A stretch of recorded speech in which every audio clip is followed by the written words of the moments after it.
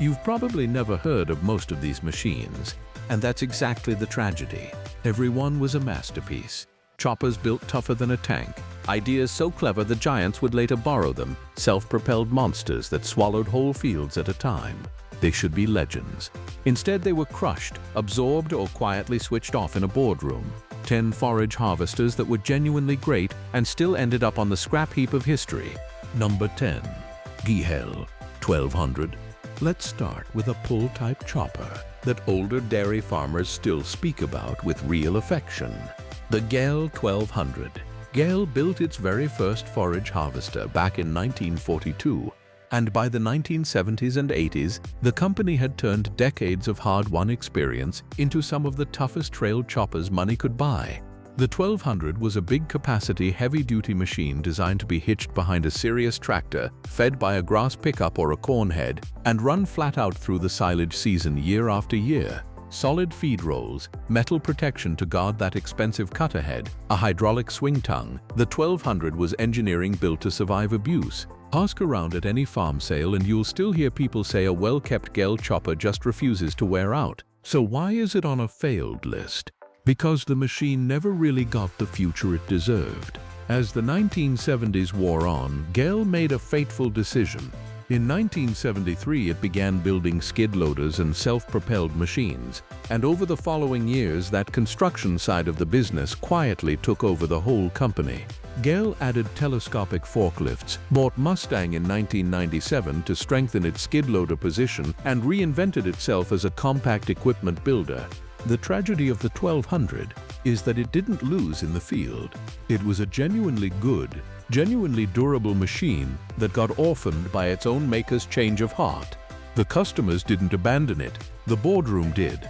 And that's the first hard truth of this list. A forage harvester can be brilliant and still be quietly discontinued because there's simply more money to be made somewhere else.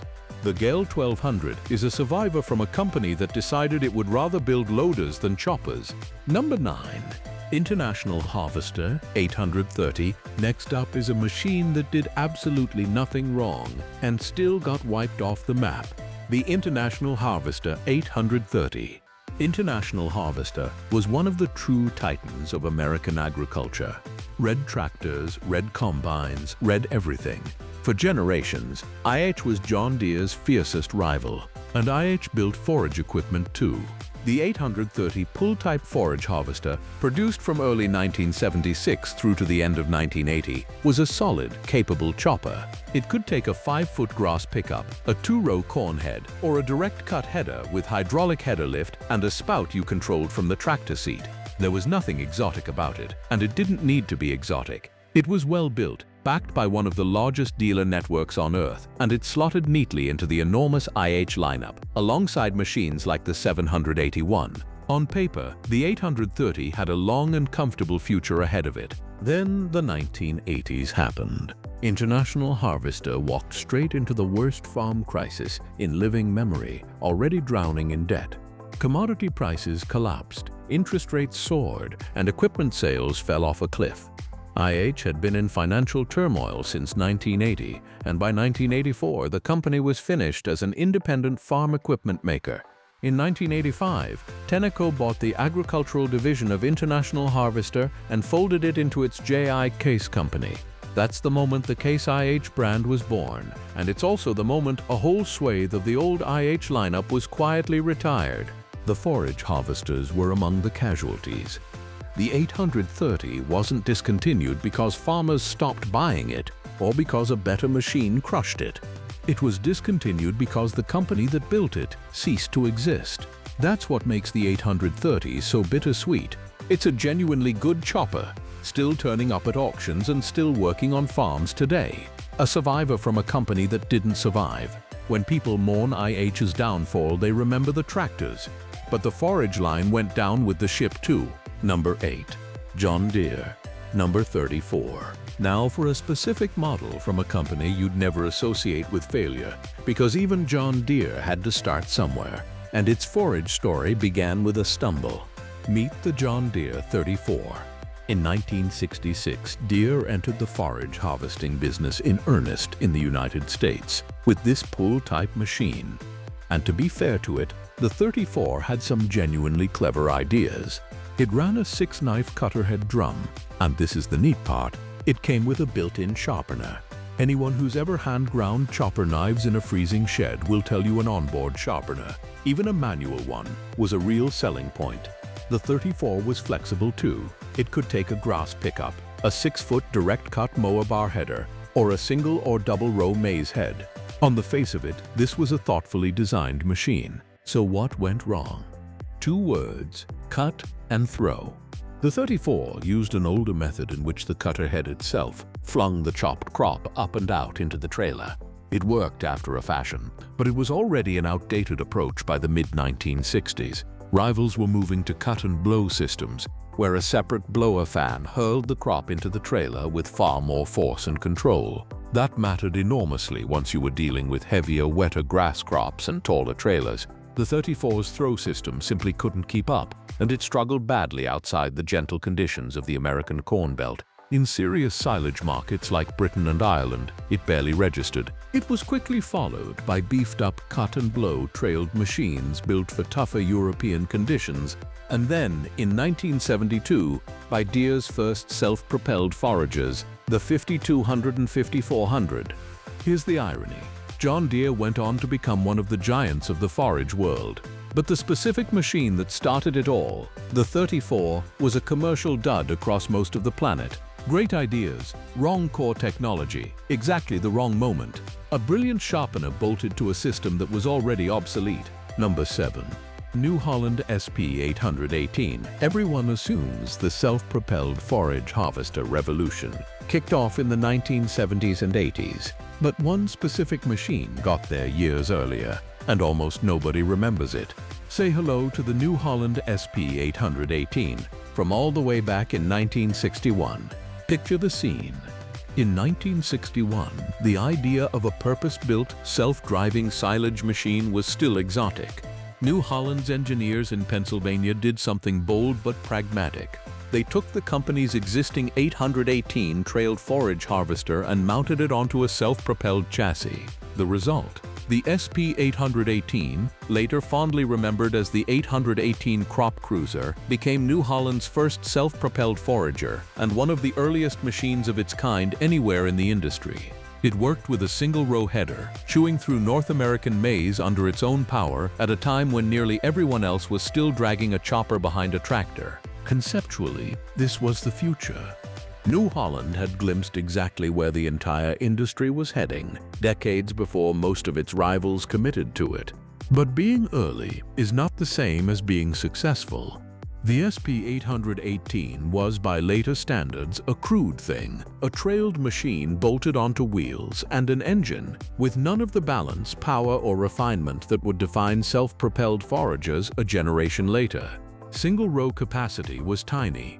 It sold in modest numbers. Most farmers took one look, decided that a tractor plus a trailed chopper was cheaper and more versatile, and carried on exactly as they were. The self-propelled New Holland that people actually remember, the 1880, didn't arrive until 1968, and the machines that truly made New Holland a silage household name came later still. So the SP818 occupies a strange corner of history. It launched a dynasty that is still going strong 60 years later. New Holland even celebrated the 60th anniversary of that first machine in 2021. And yet the SP818 itself was a commercial non-event in its own day, a true pioneer that was too far ahead of the very market it helped create. Great vision, almost no sales. Number 6. Mengele SF 300. Not every great but failed machine is a giant. Some of the best stories come from the underdogs who fought the big boys with brains instead of budget. That's the Mengele SF 300. Mengele, properly Karl Mengele Zone of Günzburg in southern Germany, faced a brutal problem in the 1970s and 80s.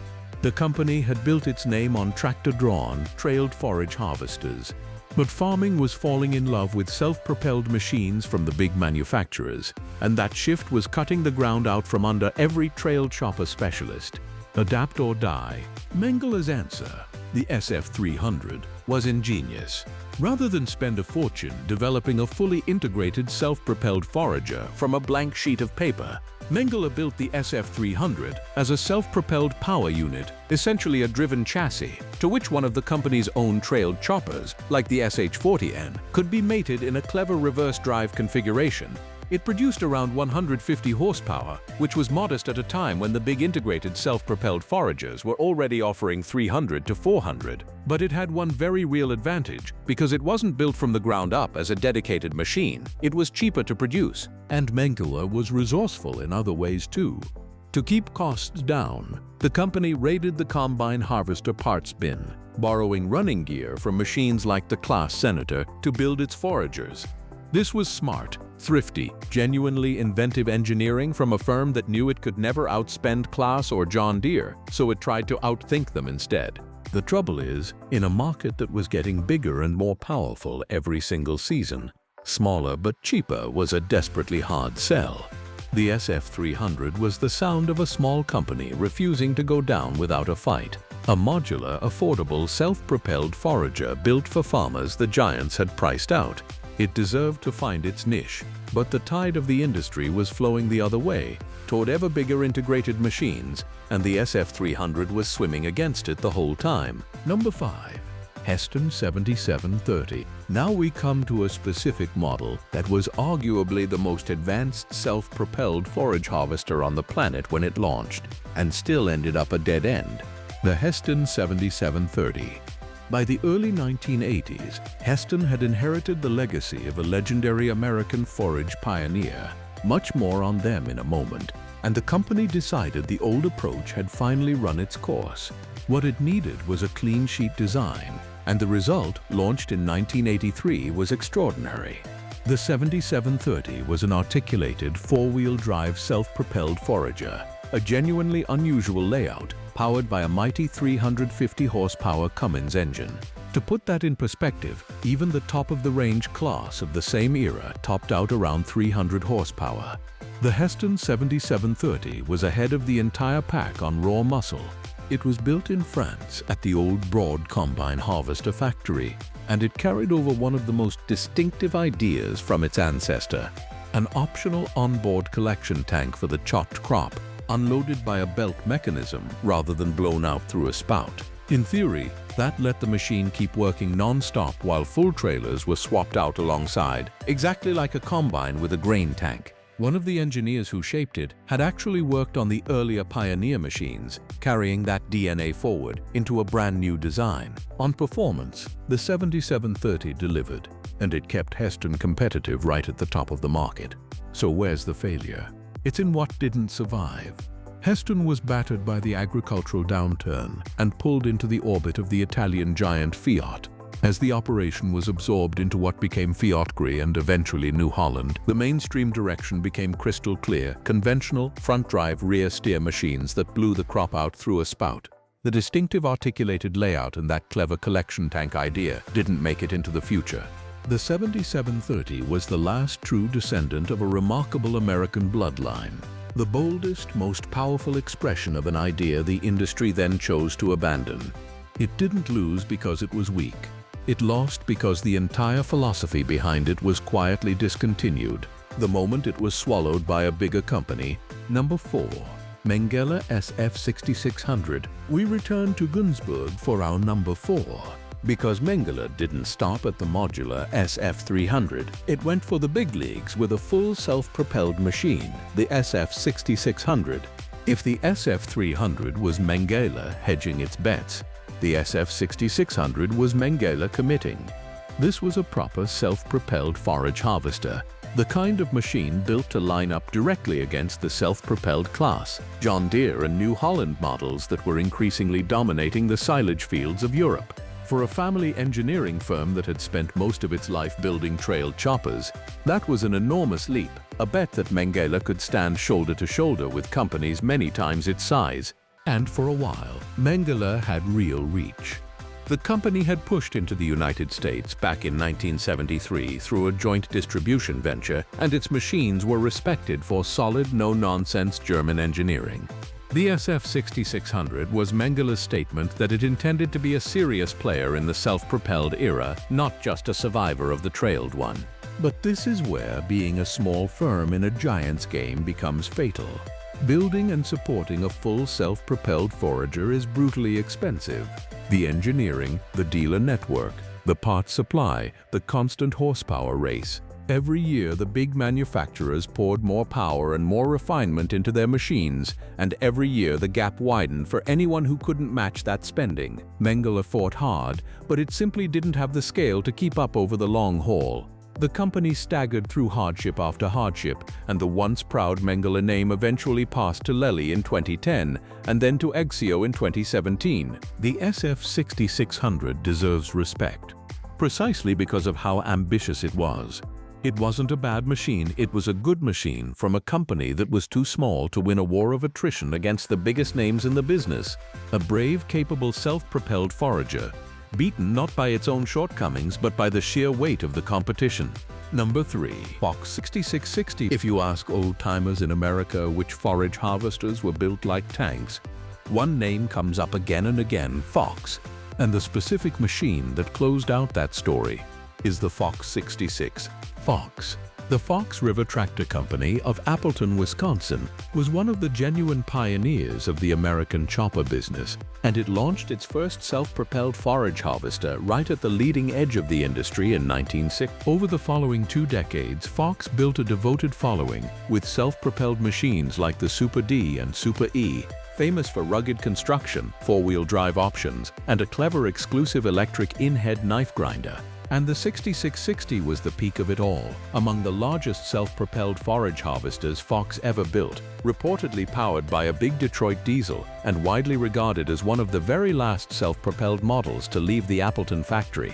Here's what makes it hurt. The 6660 and the Fox machines around it never lost their reputation. Fox choppers were renowned as well-built and reliable, the kind of machine that just kept working season after season. Even decades after the last one was made, plenty of them are still out in the fields, and some almost certainly still are. So why did it end? Not in the field, in the boardroom. Fox got passed around like an asset to be traded. It became the Fox Tractor Farm division of Caring in 1970, was sold on to Piper Industries in 1981, and then handed to the Hinneker Company in 1986, which promptly shut it down. No Fox forage harvesters were built after 1986, and the 6660 was there at the very end. That's the definition of a great machine that failed. The 6660 wasn't beaten by a better rival. It was one of the toughest, most powerful choppers of its day. It died because a mid-sized independent specialist couldn't survive in an industry consolidating into a handful of enormous full-line giants, each new owner treating Fox as a line item rather than a legacy. Bulletproof engineering, a genuine pioneering pedigree, and a name that still commands respect at auction, switched off by a corporate shuffle. Number 2. New idea. 709. Uni-System. Our number 2 isn't just a forage harvester. It's one of the most ambitious ideas American farm machinery ever produced. Boiled down into a single specific model, the new idea 709 Uni-System, fitted with the 767 Super Chopper forage head. Here's the concept. Instead of owning a separate combine, a separate corn picker, and a separate forage harvester, 3 huge expensive machines that each sit idle most of the year, what if you owned just one self-propelled power unit and simply bolted different attachments onto it? For silage, you'd mount the 767 Super Chopper. For grain, a combine. For corn, a picker or husking bed. One engine, one cab, one set of wheels, and a whole farm's worth of jobs. That was the Uni-System, and the 709 was one of its most developed forms, powered by an Allis-Chalmers diesel with a 3-speed hydrostatic drive and rear-wheel assist to claw through soft ground. The idea itself came from Minneapolis-Moline, which pioneered the Uni concept in the 1950s. New Idea bought the whole Uni tractor line from Minneapolis-Moline in 1963 and carried the dream forward through models like the 705, 706, 708, and 709. For a certain kind of farmer, the mixed livestock and grain operator, it was brilliant. You could go from combining grain to chopping silage to picking ear corn using a single machine you'd already paid for. So why did it fail? Because agriculture went the other way. Farms got bigger and more specialized, contractors took over silage work, and the industry decided it would rather run 3 dedicated, fully optimized machines than one clever machine that had to be constantly reconfigured. Swapping heavy attachments back and forth was fiddly and slow, and a jack of all trades was inevitably master of none. The Uni lineage limped on under White and then AGCO, and the new idea name was finally dropped in the mid-2000s. Today only a handful survive, kept alive by seed companies for special jobs. The 709 wasn't beaten by a better forage harvester, it was beaten by the entire direction of modern farming. Number 1, Field Queen Standard. And at number 1, the greatest what could have been in the entire history of the forage harvester. A specific machine so far ahead of its time that the giants who beat it spent the next 30 years catching up. The Field Queen Standard. The story begins back in 1946, inappropriately enough, a town called Maize, Kansas, right in the middle of the Great Plains. 2 college friends decided to enter the alfalfa business, and to harvest that alfalfa they needed a machine. By 1948, one of them had built a self-propelled version, powered by a 6-cylinder Waukesha engine mounted over the rear axle. The axles came from Ford trucks, and the tires were rebanded and repurposed from redundant wartime bombers. This was pure post-war American ingenuity, a self-propelled forage harvester built years before almost anyone else on Earth had one. As the 1960s wore on and other forage crops grew in importance, the company developed the Field Queen Standard to handle a much broader range of crops. And it carried the masterstroke that made the mark legendary, an onboard grass box. Just like a combine with a grain tank, a Field Queen could keep chopping continuously while full trailers were swapped out alongside. No stopping, no waiting. Working with the Hesston Corporation, Field Queen was pushing around 200 horsepower by the early 1970s, a staggering figure for the era. In 1974 and 1975, Field Queen was the single largest manufacturer of forage harvesters in the entire world. Think about that. An American firm in a town called Maize had the most powerful, most advanced silage machines on the planet, with a continuous harvesting feature that European rivals wouldn't seriously match for decades. So what killed it? The grass box, ironically, was part of the problem. It was heavy, cumbersome, and expensive, and it worked best only on billiard table smooth ground, so it was eventually replaced by simpler spout machines. But the real killer was money. Hesston, which had absorbed the Field Queen operation, was dangerously exposed when the agricultural downturn of the 1980s struck, and the whole business was pulled into Fiat's orbit as the line was wound down. The mother of all forage harvesters, a true American pioneer that led the world, was gone, undone not by a better machine, but by a brutal farm economy. The greatest forage harvester that failed. If you enjoyed this, drop a comment telling me which of these you'd bring back and which great failed forage harvester you think I left off the list.